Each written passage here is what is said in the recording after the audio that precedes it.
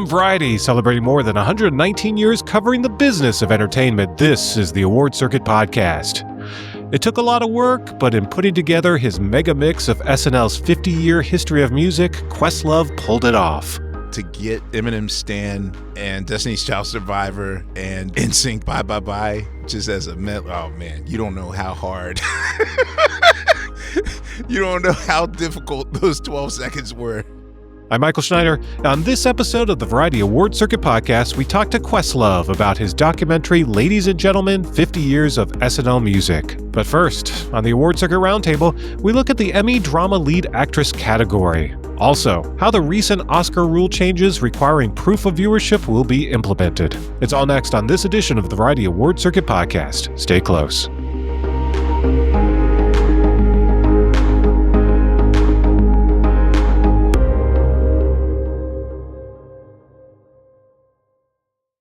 Why, hello, everybody. It is the Award Circuit Roundtable.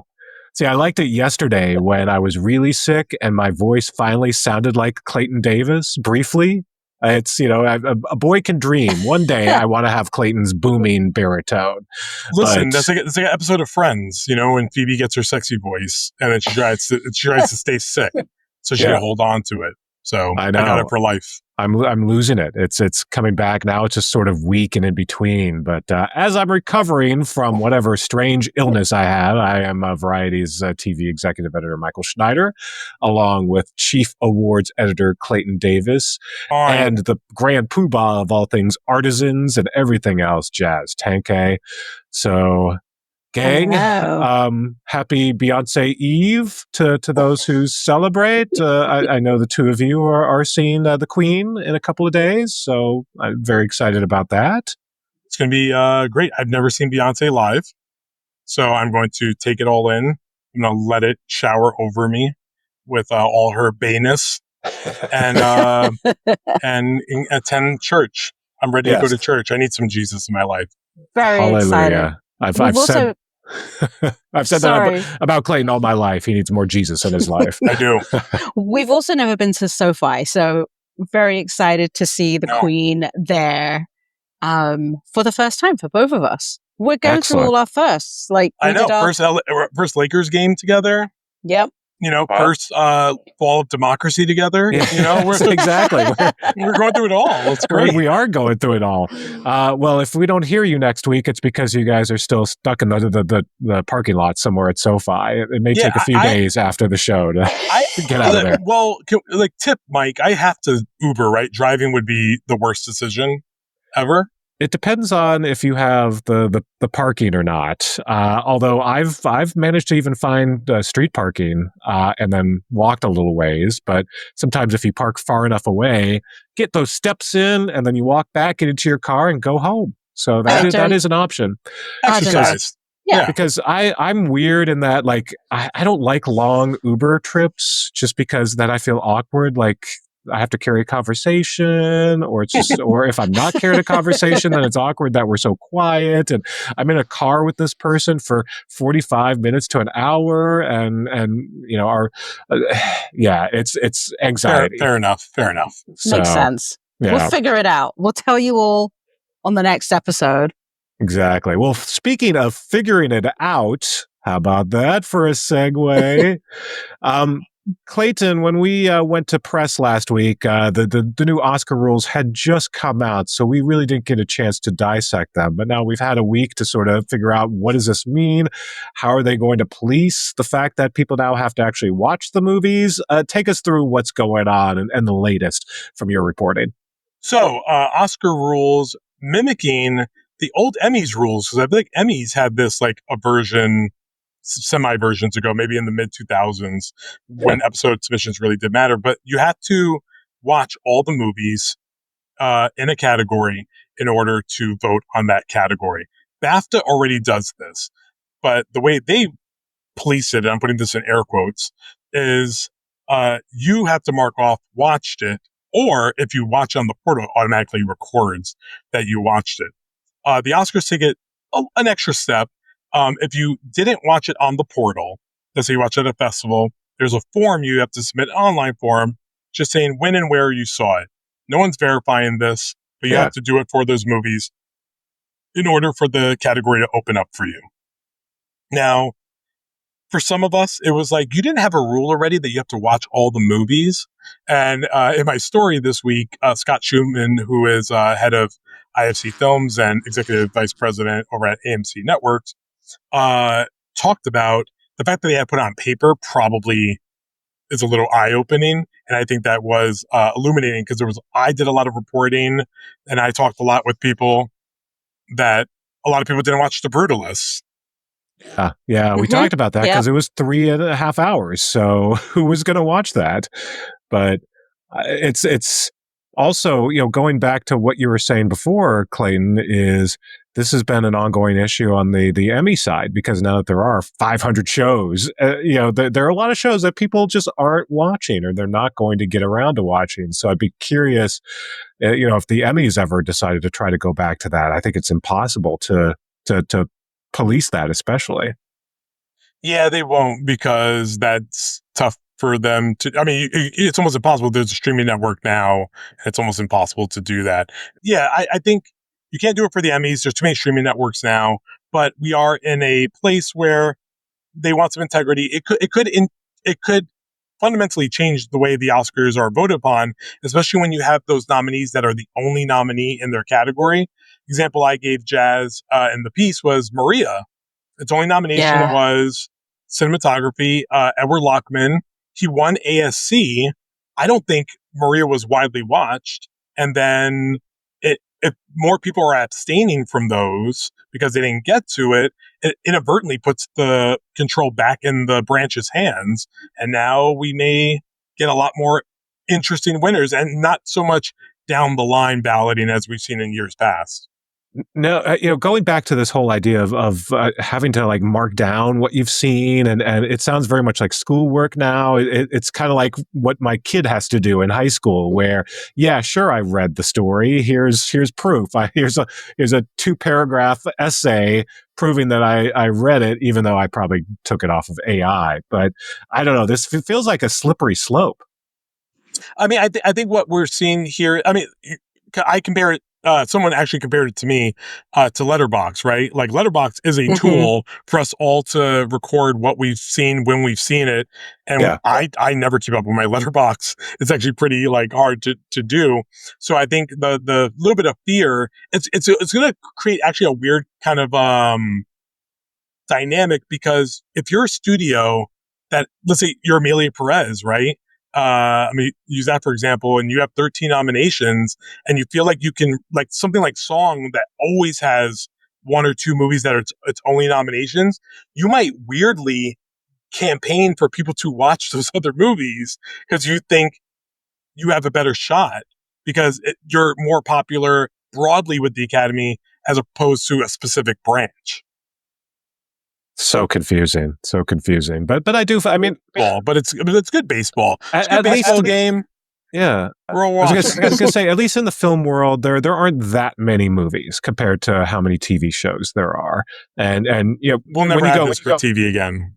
Yeah, when you go way back to the early days of TV, when they actually would have blue ribbon panels where people had to go to the TV Academy or to a hotel somewhere, sit down with all the other voters and watch episodes. And that was the way they could prove that people knew what they were voting on. That became impossible when, this now we have 25,000 people and try to get them all in a room. Try to get any in a, I mean, we go to FYC events. How many people did they turn away every FYC event? It's impossible. Like hundreds.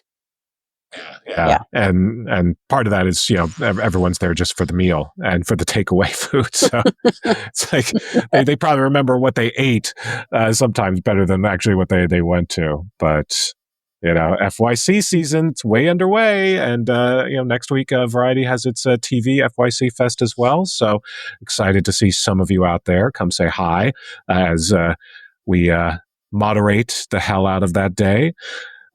So speaking of FYC, speaking of the race, why don't we turn our attention to lead actress in a drama this week? In a drama, Matlock ended to the heartbreak of Janelle Riley, who I think is somewhere waiting for season 2 to drop right now.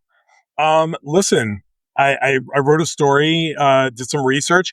Kathy Bates, and I think it's safe to say at the moment, I would say if she's nominated, but when she's nominated, I think we could probably say that at the moment, she'll be the oldest nominee in that category ever. That's insane. She'll be 77 at the time of nominations. Obviously, if Good she for wins, her. she'll be the oldest ever in that category. She already holds the 5th place oldest winner when she won for Harry's Law like 13 years ago. Yeah. So Kathy Bates, I mean, listen, I've needed to have an internal dialogue with myself because I think a lot of people are predicting Kathy to win. But the way the Emmys have voted in the last few years, how do we predict Kathy to win without Matlock getting in drama series? I think either we need to say maybe Kathy doesn't win, or if Kathy's winning, Matlock is getting in for series. I That'd mean, be fascinating. it's a real possibility. I don't know what Janelle would do if that happened. I think. But where does it get in, I though? want voter integrity back in the Emmys because there's definitely some filing ballots at the bottom of the barrel, and she's gonna bring in bags of Matlock ballots to count through. But listen, I think broadcast is really having a good moment again. It seems like it anyway. Yeah. Like Abbott should do fine. Matlock would do. It seems like it's going to do exceptionally well. I think it's going to get in for writing because Jenny Snyder is kind of a legend in this game. Yeah, I think Kate Olsen has a real chance in actress as well, drama actress for high potential, because that thing is a monster hit also over at ABC. And again, this year, normally it's sort of to your detriment that you're on a broadcast show. But with the tide turning and with that narrative changing this year, it may be the benefit. It may be how you stand out, because there are hundreds of streaming and cable shows, but only a handful of broadcast shows that are seen as awards worthy. So if you're one of them, then people want to include you in the mix because they just feel good about it. They want to see broadcast succeed. So this is an opportunity for shows like that. I still like Ghosts has been bubbling under. That's a show that's still fantastic on broadcast and deserves much more attention. But go talk about Ghost for a second. Like, I mean, we were there season 1, Mike, and I predicted Ghost in the end to get in comedy series because I thought it was a hit. I mean, it still is a hit. It's a very solid player for CBS, and like under normal Emmy years back in the day, Ghost gets in. Like, yeah. And in a weird way, I think What We Do in the Shadows coming out of the fray, and obviously it's going to be on the ballot this time, but I feel like What We Do in the Shadows voters would also be Ghost voters. So Ghost may have its moment next year, but I feel like that is a show that's just been brewing, ready for its big moment. It's got a big fan base. Like, a lot of people watch the show. Yeah. It just hasn't broken through. So next year, from your lips to God's ears. I should hope so. Well, so back to drama actress. So yeah, we mentioned Kathy Bates, and then of course we've got Kerry Russell in The Diplomat. Who doesn't love Kerry Russell? She's a favorite. I think really the viable challenger to Kathy Bates, because Diplomat, I think it's going to get into drama series. That feels really good for drama at the moment, and also has a potential other frontrunner in Allison Janney in another category. And we again down ballots. Emmys, that works. Another favorite among voters. And then speaking of the broadcast push, you've also got Carrie Preston for Elsbeth. Elsbeth's another show on CBS that, it's from the Kings, and people love them. She's so likable, and that's a real possibility too for her to squeak in. Can you imagine like multiple broadcast nominees in this category? It's possible. That'd be incredible. What is this, 2007? I think you got to go back further. It was like 1997. Yeah, go back another 10 years. I mean, you have to go like pre-Sopranos. Like it is. Yeah. It's been a while. And what's funny? There is I felt this for years. I know people love to joke that broadcast is dying, but like we talk to these people every season. There is a yearning and a rooting for broadcast to survive.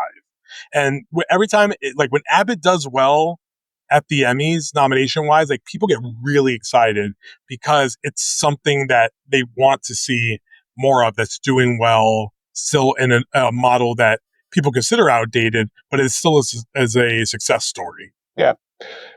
We have to talk about Elizabeth Moss, though, and this season of Handmaid's Tale. I think it's truly I know we're living in it, but I also think it's one of the best seasons. She also directed like the first 2 and last 2 episodes of the season. And I feel like people love the show still, despite everything that we're going through, and they love her. And it's like, does she break in? I know it's so crowded, but that is, that's been an Emmy favorite, Handmaid's Tale. So I could see that being an opportunity. Also, the season of Handmaid's Tale is a little more of an uplift. I mean, strangely enough, just as the real world is getting ever more darker, there's, a sense of a little more joy and hope in this season of The Handmaid's Tale, which we kind of need right now. Maybe it's a good blueprint for what we hopefully will be coming out of soon. But I do think you're right. People are still rooting for that show and still rooting for Elizabeth Moss. Why, what's happening in the world right now that we need an uplift? I mean, it seems so weird that like you guys feel that. No, I think you're right. And listen, there are like Emmy staples. Oftentimes, it gets weird sometimes in final seasons of shows. Like I remember Killing Eve. I think Sandra Oh and Jodie Comer both made it for the final season. But I remember like the last season of This Is Us, like completely like shit the bed, like out of nowhere. And we were like, it felt like such a, like, they do this all the time.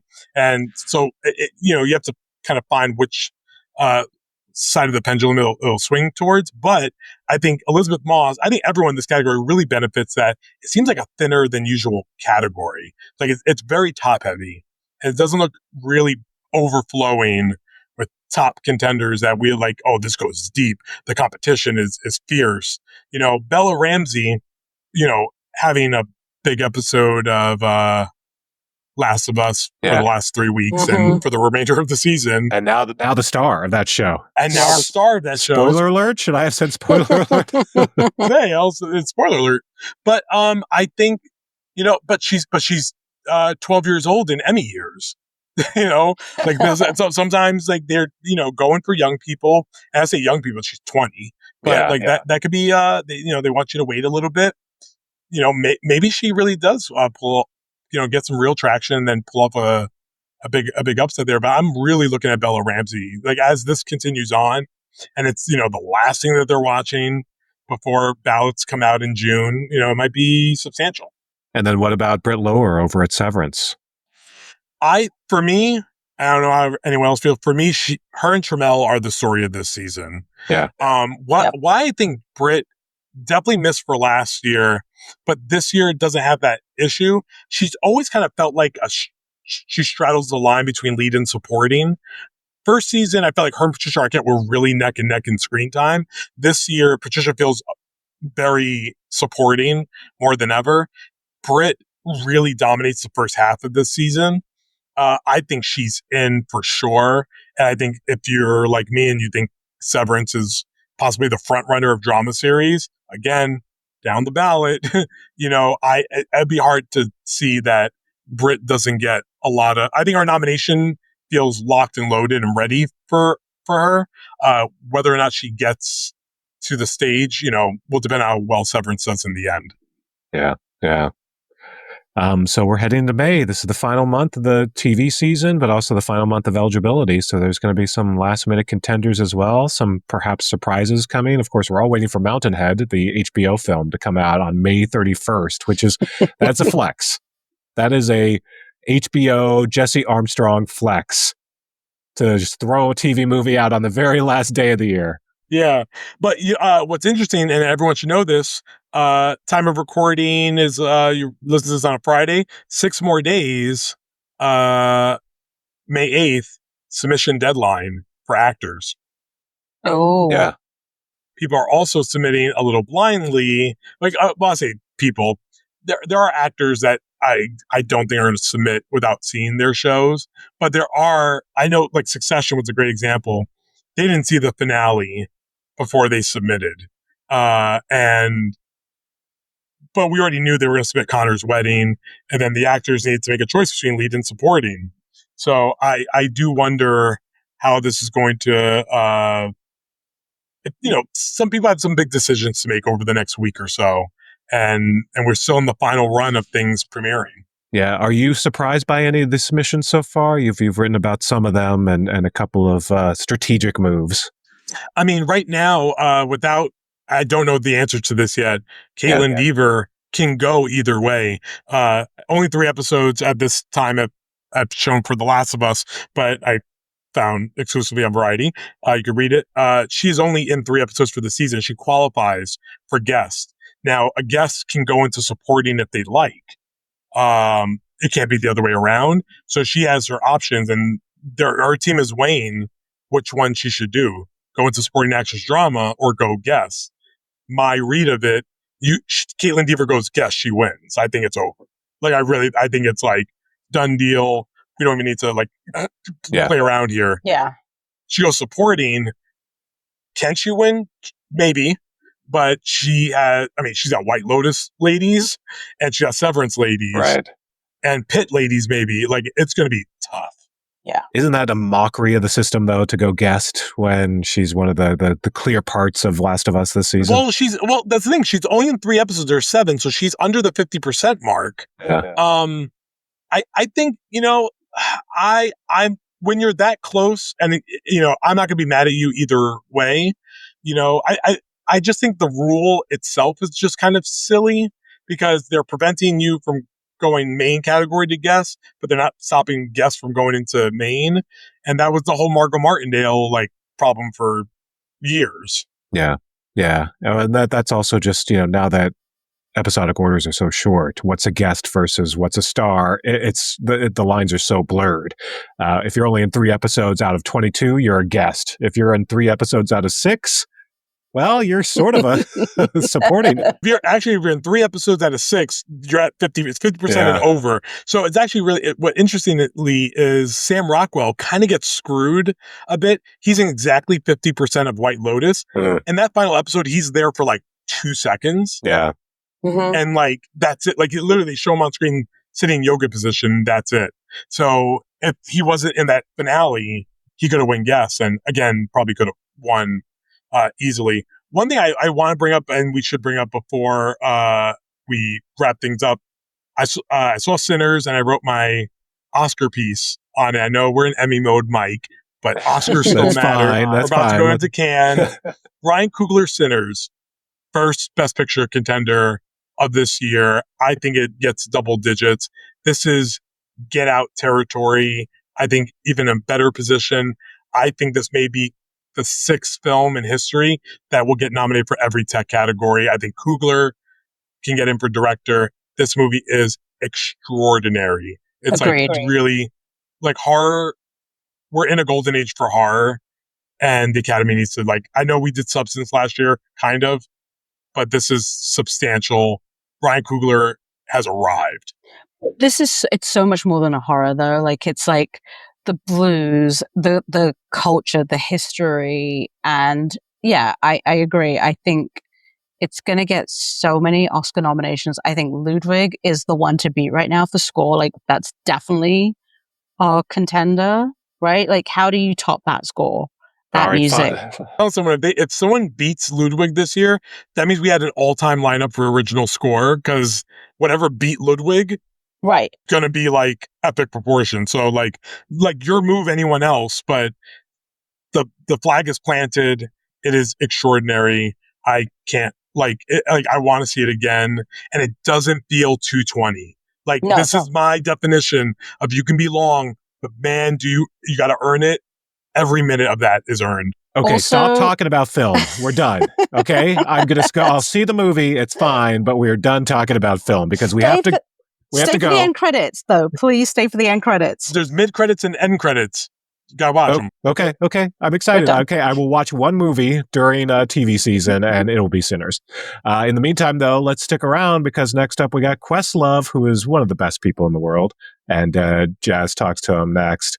Jazz, did you get him to do a playlist, an Emmys playlist? He said he was going to do one. We need to get it from him. Okay. Stay tuned. Questlove up next, right here. See you guys next week. Bye.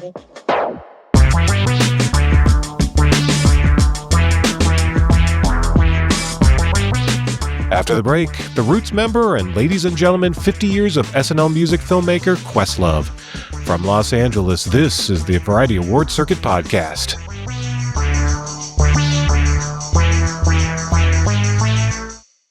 And we're back. It's the Variety Award Circuit Podcast. I'm Michael Schneider. Since its beginning in 1975, Saturday Night Live made a point of showcasing as many music superstars and rising talents as possible inside Studio 8H. The Rolling Stones, Paul McCartney, Tupac, Rihanna, Mariah Carey, Alicia Keys, Jack White, Radiohead, Lenny Kravitz, Coldplay, Bon Jovi, Taylor Swift, Mary J. Blige, U2, Miley Cyrus, Billie Eilish, Billy Joel, Elton John, Bruno Mars, and Prince are just a few of the artists who have appeared on the show. And that's why they're all seen at some point in the 3-hour music doc, Ladies and Gentlemen, 50 Years of SNL Music. Ladies and gentlemen, you are so lucky tonight. Carly, XCX, Prince, LL Cool J, Adele, Public Enemy, Bob Dylan, Willie Nelson, Bad Bunny.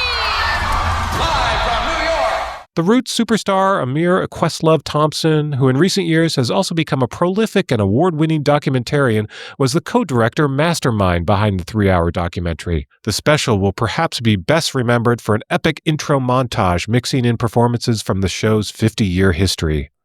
Variety's Jazz Tangcay recently sat down with Questlove to talk about the doc, as well as his time in London, what Spike Lee means to him, and a lot more. They began with Questlove noting that he spent much of the 1990s in London as the Roots were just getting started and trying to conquer Europe. He tells Jazz about a full-circle moment he experienced there recently after winning the BAFTA for Summer of Soul. The night where we won our BAFTA for Summer of Soul, right before I went to the airport, I made my driver go to my old Kennistown apartment so that 50-year-old me could look at the 24-year-old disparaged, very discouraged version of myself in his apartment window, wondering if he had a future or not. Like, this is what happens. It's like one of those sparkly happy moments. And then I snapped out of it immediately because the cops were behind me. They thought I was casing the place. Oh my gosh. That is such a London story. It was literally, but even then I was like, okay, I know this sounds weird, officer, but I just won my BAFTA and I'm just looking at my old apartment and they were like, oh, that's a great story. All right, have a good night. And then that is so triggering. Right. Lives in London. The way it was triggering and the way that I just matter-of-factly explained, like what's it like? I'm here in a tuxedo, holding my BAFTA. And I told him, I said, hey, I used to live in this apartment 30 years ago. And, I was really discouraged on whether or not I had a future. And I just kind of want to symbolically show myself I did it. And it like touched them, which I don't think happens. even the way they let me go, I was like, wait a minute, you're supposed to harass me or some shit. You know what I mean? Yeah. But it was the irony of it all. But it's actually captured in that documentary I did. But oh my gosh, yeah, and I love those times. We were broke and full of dreams, but I'll never not hear the song Scatman or Crash Test Dummies, like all those songs of '94, All Saints or whatever. Like I'll never not hear those songs, the same way again. What would you tell your 24-year-old self? The broke 24, eating fish and chips. I mean, that's kind of like, surreal. See, that's a dream now. Like when I go there, I that's immediately where they're like, you want to go to this Michelin star restaurant? Nah, man. Fish and chips. Or to go to South London and get some like Jamaican food. The best food ever. It's like in South London. It's weird. I was literally asking myself maybe like a month ago. Someone had posed a question to me. Oh, okay. So one of the highlights for the Saturday Night Live documentary was the unlikely, and this happened very last minute, getting the Fugees to reunite, getting Lauryn Hill and Wyclef to show up. And so when they were on stage, I was sitting there and I was like, man, like, you remember all those times where like you would cry and have like emotional breakdowns because, you know, it's one thing when both groups are like on the same starting block together, and then one goes off and sells 12 million units on their second album, and you're just like struggling to sell 300,000 units, and you know, this whole tortoise and hare journey. And yeah, I mean, when you're that age, you just literally feel like there's no hope and we're just going to be everyone's secret and no one's going to know about us, and just a lot of self-deprecating kind of negativity that I lived in. And, you know, sitting on that stage now that it's like 30 years later, I asked myself, how did you feel? And it's kind of weird. Like I kind of think, and I'm very grateful for this very slow, like so slow that none of this feels like success or failure at that. It just is. Like, I'm still here and I think this is where I'm supposed to be. But everyone in the beginning dreams of like their version of you know, whatever, like you the ticker tape parade where you're parading off $100 bills and well, you get like a champagne parade, like that sort of thing. Everyone dreams of that when you're like 20, but I'm here where I'm supposed to be. And even now in the present, this present that we're speaking from, to really own that is a challenge, you know, because oftentimes I think as an empathic person, you might tend to feel guilty celebrating or guilty feeling good about yourself in such a time in which it's so dark out here in the world. But I also know that the world needs an escape, a good escape, or escape that could teach you something. And I think that's where I excel. And with both these projects, that was my intention, to bring that lesson in a way that, unless I tell you, like I'm telling you right now, that you wouldn't know there's intentions and lessons behind it. So yeah.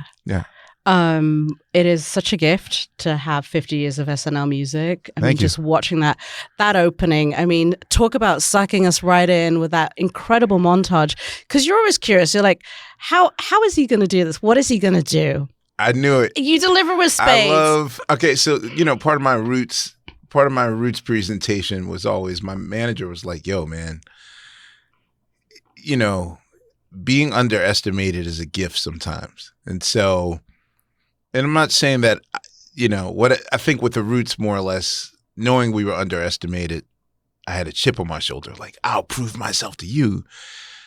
But, you know, sometimes I'm able to step outside of myself and be fully aware of the situation and know, like, you know, what's the best version of yourself that you could bring forth into this project. And for me, just knowing the ecosystem and the way that SNL runs, first of all, SNL has to have, you know, an ass-kicking cold open. It has to. So essentially what I did was, me and John McDonald, my editor, we just made a crazy master list of, like, the way that he and I listen to music is quite different than other people. For people that are not watching or, you know, can't hear us right now, I've made kind of like an example of the ecosystem that we did, which was every song that's ever been on Saturday Night Live. We just watched every episode and we compartmentalized it for like fast songs, sketches, slow songs, country songs, gospel songs, Zydeco songs, jazz songs, and literally the best of the best got a special rating. Like, we were like a Michelin star restaurant. And then we just analyzed each song. Like, this is in E minor and the bridge is in G, so then that could connect to this song and da-da-da-da. Like, 7 months into it, it looked like a CSI episode where our vision board was just like, you know, this Hanson song can fit with these 8 songs over here. Yeah. But if you do this song, then you can get access to Rick James over here. And that's the nerdy part of, like, the joy, the sadness of taking that board down once we were done was like one of the like I wish we could have just saved it for, you know, like a display of an art display for a museum or something. But yeah, I just wanted to put the best. That's how I prepared my DJ gigs. So if anything, I think I wanted to make a sizzle reel to be like, hire Questlove for your wedding or your funeral. Like, you know, I'll bring joy to you. So that's when I DJ, my goal is like, you know, how can I connect Benny Goodman from 1938 to Doshi? You know, how can I connect 80 years worth of music or whatever? And that's what I DJ. And so, and I have to tell the story of every genre in between and do it in a way where it's not, doesn't feel like a lesson. It's always a surprise. Like, wait, is he really playing that? So that's how I wanted the cold open to be. Yeah. Throughout there are so many great musical moments in this. Mm-hmm. What was the toughest musical? You know, I'm going to ask you this now. Like, what was the toughest musical moment to fit in, to make, like you said? Okay. So, damn it. Okay. So the deal was, it was like, are we going to do the C version of this, which is just like the broadest strokes? Yeah. You know, of course, you know, Billy Preston's Nothing from Nothing Leaves Nothing is in C minor, which connects to Johannesburg by Gil Scott-Heron. They're both in the same BPM, so that's like an easy mix. But, you know, if the next song is Shoop from like 20 years later, like that won't make sense if I do it in chronological order. So then kind of when McDonald told me like, yo, man, like do this like your DJ sets, like have people sing virtual duets with each other. And, you know, the creative in me was like, yeah, but the suit in me was like, dog, you've been trying to, you know the clearance game. Like you worked here at the Tonight Show 60. You know the songs you can clear. You know the publishers that you got to call up ahead of time and be like, yo, we're going to do this for 12 seconds. Can you just call your lawyers off and let us do this? Bill Post, I think his name is Bill Post, or Mike Post, legendary scorer. I did not know. Did you know that the Law and Order SVU Sting is an actual registered song? I did not. We did that once. Mike and Post, yeah. Their lawyers were so on us. The next Monday, I've gotten called to the office twice. The second time was the direct SNL 50. The first time wasn't so nice. They were like, Amir, is it true that you did a cover of Mike Post's Sting on The Tonight Show? I was like, yeah, it's just one note. No. They're like, yeah, man, that's a registered song. It's a specialized chord and it's for 4 seconds. If something's longer than 4 seconds, it's a registered song. And I kind of had to hat in hand, like, sir, I'm new to this game and I didn't know anything. And, you know, please don't sue us. And they were like, all right, well, they knew it was clearly innocent. Yeah. But, like, I know the game with that. And I was like, okay. They said, turn this in 4 months. I said, look, I have something a little bigger in mind. This might take 9 months. And it really took 11. And I told them, just, you know, give me a ballpark what we're working with budget-wise as far as clearing is concerned. Because they're like, why? What do you have up your sleeve? And I was like, well, all right, I'll show you in 9 months, I promise. And I showed it to them. And it was so over the top good that they were instantly ready to be like, you know good and well that this cannot clear. Like, this is impossible to clear. But I told them, like, look, what is it going to have to take for us to make this happen? And they promised. They're like, okay, this is so brilliant. We're going to actually fight for you. And I said instantly, tell me where the red flags are. And they pointed to the 23 songs that were red flags. And I looked at them all and said, okay, I at least know 16 of these people personally, like phone. So if I can get to them and show them this really cool thing I did, then they can understand that this, you know, using 2 seconds of it is not me plagiarized. Like, this is not the Blurred Lines Marvin Gaye controversy. And with the exception of, so there's a moment where there would have been a brilliant kind of diva running moment, the end of Mariah Carey's Vision of Loves, with Christina Aguilera's beautiful, with Pavarotti doing the same thing. It visually was just like all these singers all hitting the same note. And because I couldn't clear the Pavarotti song. One, because it's like I would have to physically go over there just to beg for 2 seconds of a clearance and show them like what I'm trying to do, and it just wasn't worth the fight. So I had to lose the Pavarotti moment. But last minute, shout out to Marshall Mathers and Paul Rosenberg, like to get Eminem Stan and Destiny's Child Survivor and NSYNC's Bye Bye Bye just as a oh man, you don't know how hard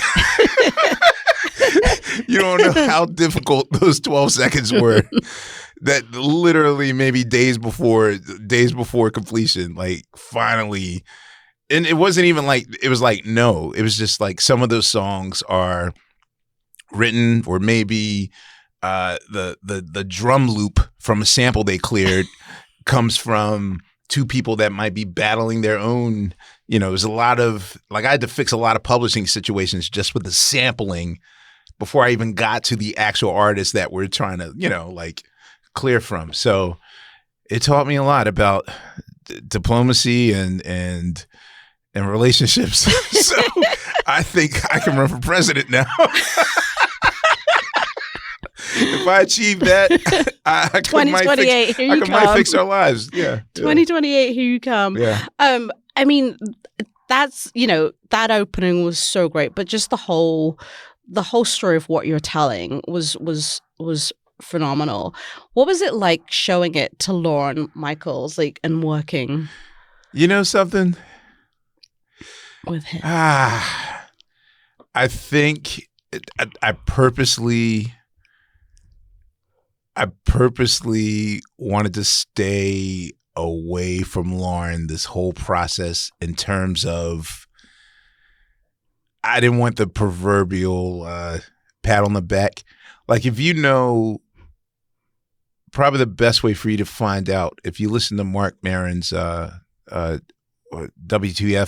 podcast, a lot of those early episodes clearly showing his obsession with the 30 Rock ecosystem, and anyone that comes on his podcast, there's always like at least 15 questions about Lorne, and then how does SNL work? No matter, it could be Will Ferrell, Tina Fey, like whoever comes on that show.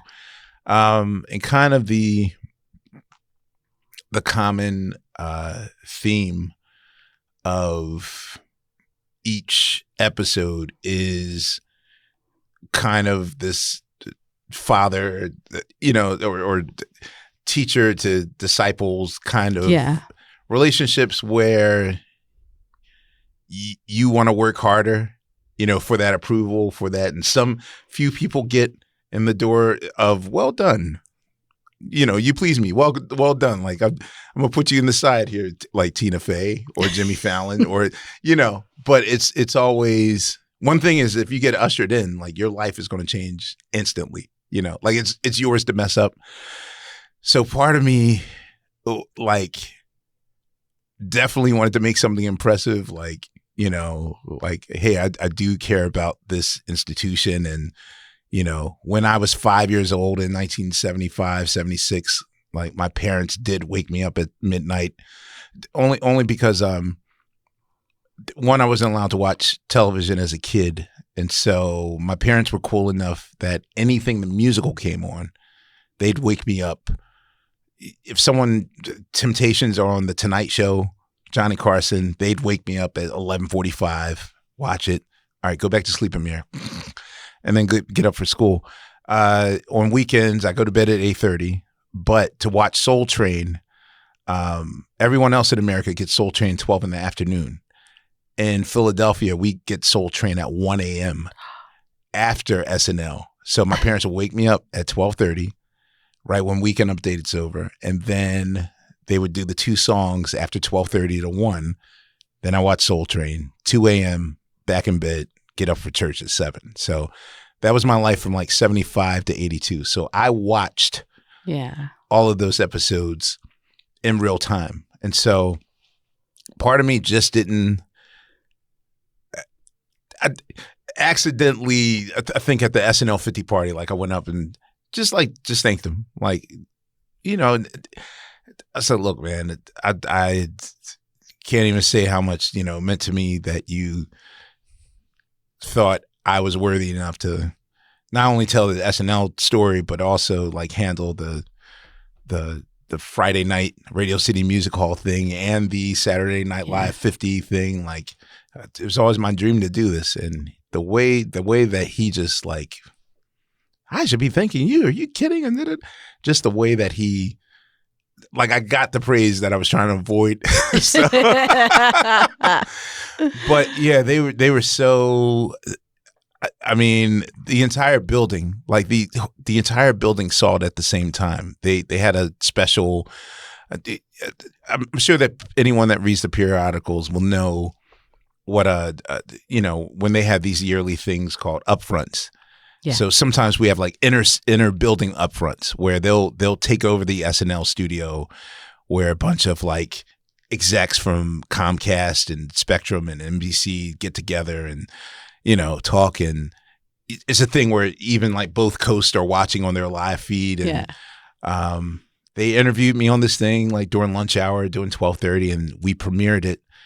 And it was one of the greatest, like, prolonged, he's a jolly good fellow kind of feeling, like literally, where it's like people in accounting and the cafeteria people, like the sloppy Joe woman that Adam Sandler's singing about, like the lunch lady's like, saw the thing you made there, wow, that was really special. Have some extra sloppy Joe. Like, oh my God. Colin from accounts was there. Yo, it's like literally, I didn't have to pay for lunch for like a month. Wow. Yeah, I'm exaggerating, but literally that's, you know, man, I just, thing was, my main lesson of all this is like, maybe I don't dream enough, you know, because right now I'm literally just doing things that are happening in the present, where it's like, hey, would you like to do this? You want to do this? Wait, you sure? Me? But me and my best friend in high school saw a commercial one day by Spike Lee, a busking drummer on a street corner, and we looked at each other like, hey, let's do that. And then that's led to this moment. So I guess I don't dream big enough. I got to dream some more. So yeah. Does Spike know about that you saw his commercial? Spike presented me with an award. And I looked at him and said, you don't even know that you're one of the first steps of this. I was coming back from New York. My dad wanted me to be a classically trained musician. And I had an audition at Juilliard and an audition at the New School. And I get on the train, and this is a moment out of, there's 2 moments. This is out of a Grey Poupon commercial or the ending of Dumb and Dumber, where the world's most beautiful woman slow walks on the train. I'm riding back home. She's like, excuse me, are you the drummer? And I'm like, yeah. She's like, are you the drummer? And that Spike Lee Levi's commercial, the bucket drummer? And I was like, no, I'm not. And she said, oh, sorry. And she turns around and she just sashays. She just walks away out of existence. And Tariq's looking at me like, you idiot. Like, dog, why didn't you get her phone number? She wanted to talk to you. And well, I wasn't the drummer in that thing. And literally like talked myself out of an alt version of whatever my wife would have been like. Sliding doors, right? Right, exactly. Yeah. And the next day we're watching Soul Train and that commercial comes on. And we're like, and he's still fuming, like, yo, man, you could have got that girl's number. And the commercial comes on. We just looked at each other like, well, she thought that was us. Like, why we do just that? And literally 2 hours later, we grab a white bucket, some drumsticks, go to South Street, and if we don't make $110 that Saturday for those 3 hours, we're not going to do it again next week. It was just like, oh, remember that one time we bust on the corner, but are we doing this next week? Yeah. What about next week? Hell yeah.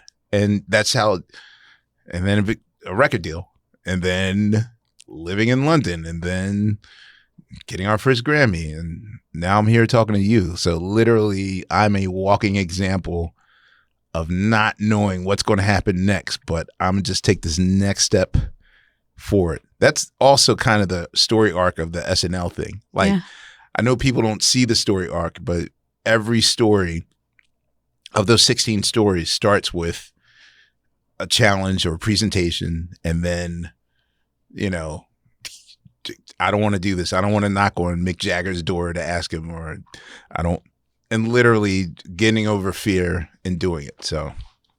What a story. Yeah. Wait, is that you at the end of the montage? The last, yes. We spotted you on the drums. We're like, wait, whose decision was that to put you in? You know what? It wasn't. I was going to beg them to take it off. My editor, John McDonald. I'm so lucky, especially with Summer Soul and Sly Lives, but, you know, to have Josh as my editor. But with John McDonald at SNL, is such a music head. Like, all my editors are like musicians I would play with in bands. Like, that's how good they are. And it's that sort of lyrical, rhythmic wizardry that they do so well. And the reason why it's a really sweet moment isn't because of my moment, but the frame before, you'll see a black drummer hitting the cymbals right before it gets to me. That's Steve Ferrone from Bristol. That guy, Steve Ferrone, is my idol. He's the reason why I drum. When I was 5 years old, watching Soul Train at 1 a.m, the Average White Band was the music guest. And when I saw them perform at the age of 5 on Soul Train, Average White Band from Scotland and the UK, I looked at the drummer, transfixed, and was like, that's what I want to do for a living. So cut to my first day on the Tonight Show. I get a box from UPS. And this is 3 hours before I do my very first Tonight Show. And I open the box, and someone sends me the snare drum from Soul Train 1975 that Steve Ferrone used. And that was that's the snare drum that he played on all the albums that I grew up idolizing him on. And he let me have it. So kind of a nod to him. He eventually started playing with Tom Petty and the Heartbreakers, and also with Eric Clapton. So John McDonald put Steve Ferrone at the end and let me finish with the last word. So I didn't fight it, but I'm world famous for, you know, kind of deflecting praise or that sort of thing. But, you know, it was a cute moment. I left it in there. That was an amazing moment, and we loved it.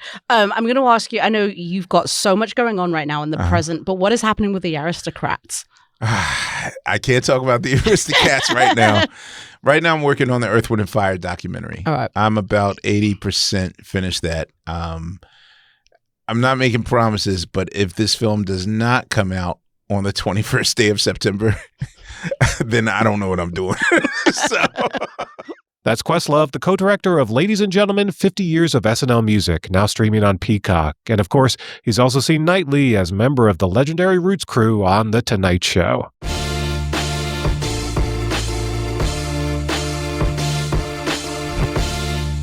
And that's it for this edition of Variety's Award Circuit Podcast. Michael Schneider is the producer, and Aaron Greenewald is the editor. Be sure to subscribe to the Award Circuit Podcast at Apple Podcasts, Spotify, or wherever you download podcasts. Also, head on over to Variety.com and click on the Award Circuit tab to find the latest awards predictions and key races, as well as your daily fix of news, analysis, and reviews.